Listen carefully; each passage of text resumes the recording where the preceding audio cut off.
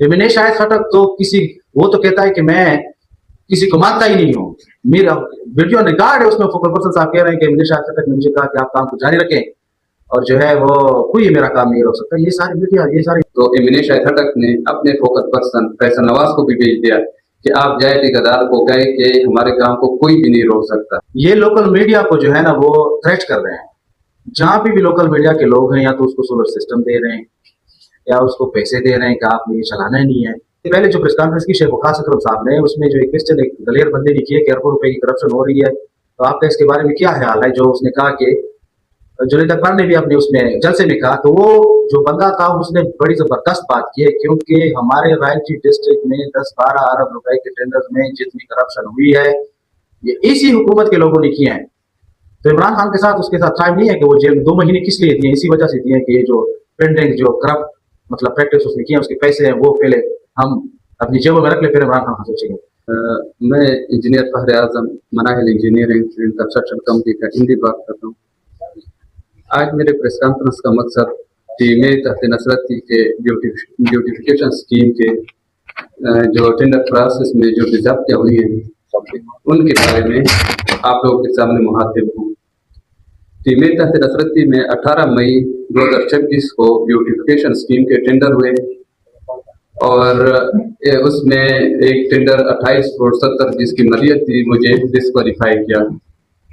जब मुझे पता ही नहीं था, उन लोगों ने एक इस तरह रिपोर्ट पेज पे अपलोड की जिसमें जो बंदे उन लोगों ने क्वालिफाई करने थे उनके नाम लिख दिए और मेरे कंपनी का कि किस चीज़ पे मुझे डिस्क्वालीफाई किया था वो कुछ भी नहीं लिखा था कि किस रीज़न की वजह से हमने आपको डिस्क्वालीफाई किया है। तो इसके खिलाफ मैं गया केपरा ने मुझे 4 अगस्त 2026 को एक स्टेटस को ऑर्डर जारी किया कि इस स्कीम पे कोई भी काम न किया जाए और इदारे को भी वही स्टेटस को ऑर्डर उनको भेज दिया।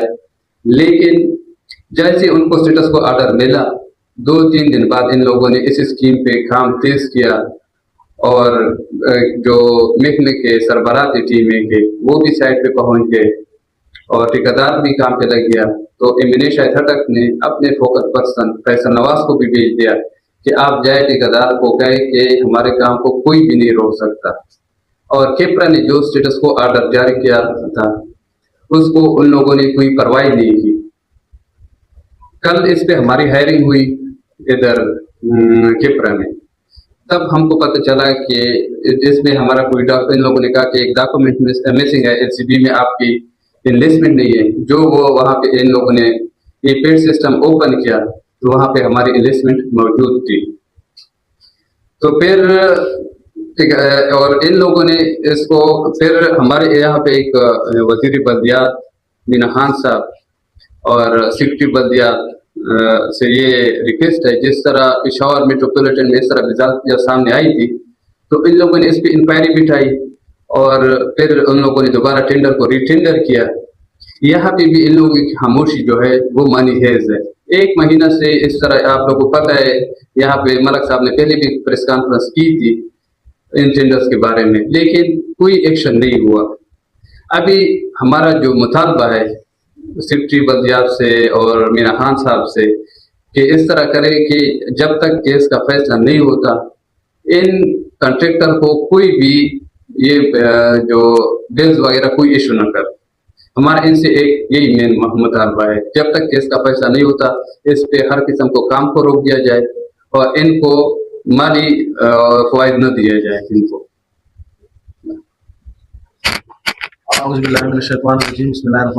फारजम भाई जो है मनाहिल इंजीनियरिंग के, इसने जो बातें की हैं ये फाइंडिंग्स है, ये फिगर जो है जो इसने की है वो बिल्कुल ठीक है। इसके अलावा भी एक इसकी जो है ये कि इन इदारे को ये नहीं मान रहे केपरा को। दूसरी बात ये है कि ये लोकल मीडिया को जो है ना वो थ्रेट कर रहे हैं। जहां पे भी लोकल मीडिया के लोग हैं, या तो उसको सोलर सिस्टम दे रहे हैं या उसको पैसे दे रहे हैं कि आपने ये चलाना ही नहीं है।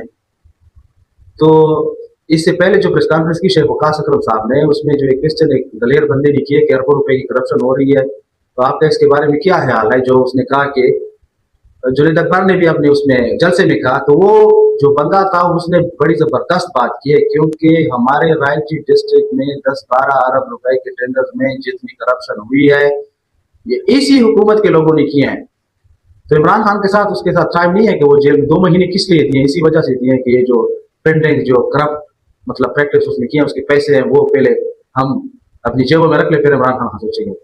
तो यही बस फरजब साहब का जो मुतैसे हम मेरे भी स्कीम्स हैं उसमें भी स्टेज ऑर्डर हैं, इतने ब्लंडर्स किए हैं कि इन लोगों को पता नहीं, परवाह ही नहीं है कि इन लोगों के ये वाकई गवर्नमेंट के सर्वेंट्स हैं कि कोई सियासी लोग हैं।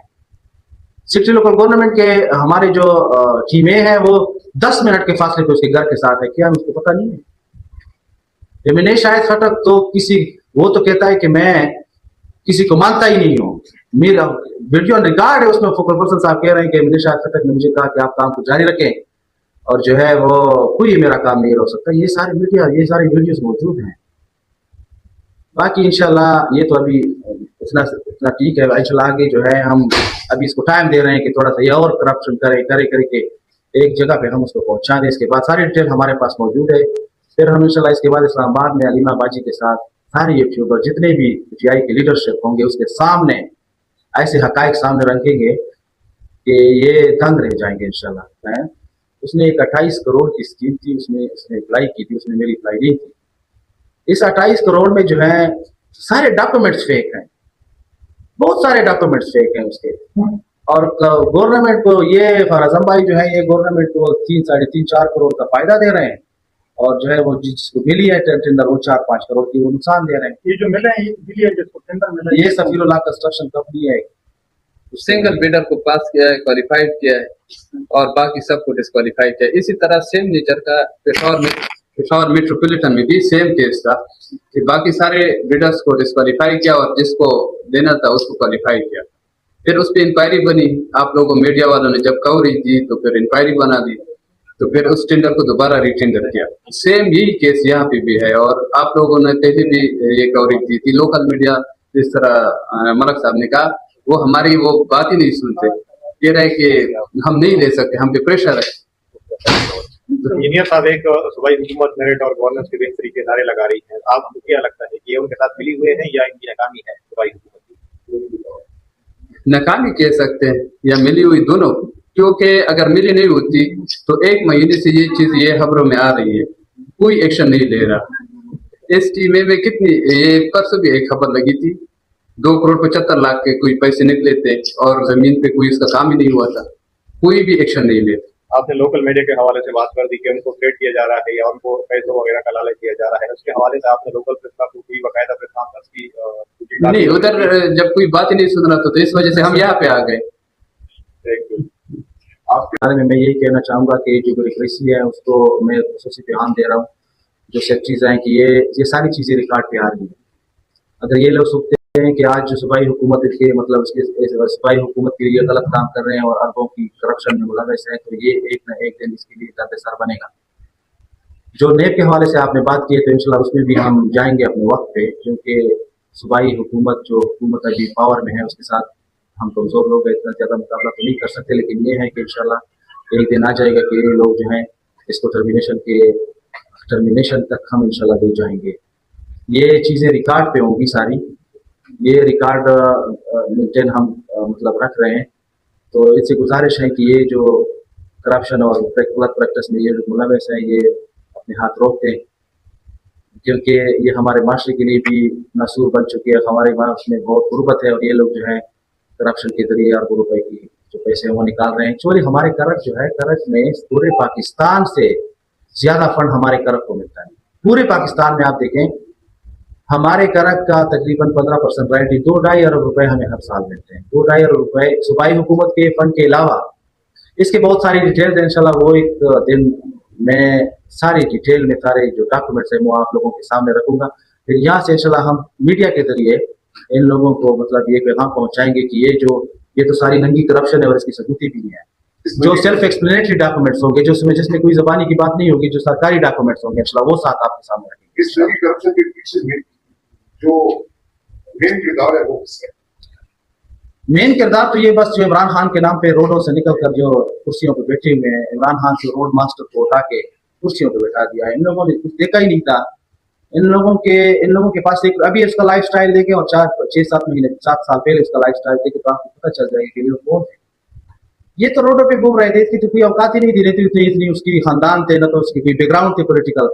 खान साहब ने तो ये सोच के उसको बताया कि बेटा कि मतलब ये जवान है तो लोगों को मतलब उसकी सर्व करेंगे कंट्री के लिए, उसके लिए। इसको तो ये नहीं पता था कि ये लूटेंगे। जी बहुत बहुत शुक्रिया। मैं एक लास्ट क्वेश्चन बड़ा साहब, जिन लोगों के खिलाफ आप सांसद कर रहे हैं, इन लोगों के साथ आप लोग एक वक्त में एक जान और दो कारक हुआ करते, लोग कहते हैं कि आपके साथ मजीद भी पॉइंट होंगे, उसके हवाले से बताई कब करेंगे जीने के अलावा। मैं जो है आपने बड़ी जबरदस्त बात की है। मैं ये कह रहा हूँ कि शायद 15 साल से 2018 में खान के बड़े फॉलोअर थे, तो अभी 2 साल अभी जो इक़्तिदार आई है इसने जो है लूट मार शुरू की है। तो अभी हमने इसका साथ छोड़ दिया। हम इमरान खान के साथ 2007 से हैं। जो भी खान की नजरिया और करप्शन करेगा, मैं खुद भी एक कंट्रैक्टर हूँ, लेकिन यह है कि मैंने एक काम किया है, मैं भी मैंने कंट्रैक्टिंग की है, मैंने पार्टी के ओहदे एंजॉय नहीं किए, तो इसके साथ मैं था पहले, फिर इसको मैं मानता हूँ। लेकिन यह है कि अभी जो है उसने दोनों हाथों से जब लूटना शुरू किया है तो मैं इसके खिलाफ हूँ। और जो ये है वो ये खुद भी मेरे पीछे घूमता है, मेरे सारे ऑफिस में उसने कहा है, लेकिन मुझे अल्लाह पे भरोसा है, मैं कोई प्रोफेशनल इंशाल्लाह इसका मुकाबला नहीं कर सकता। Thank you.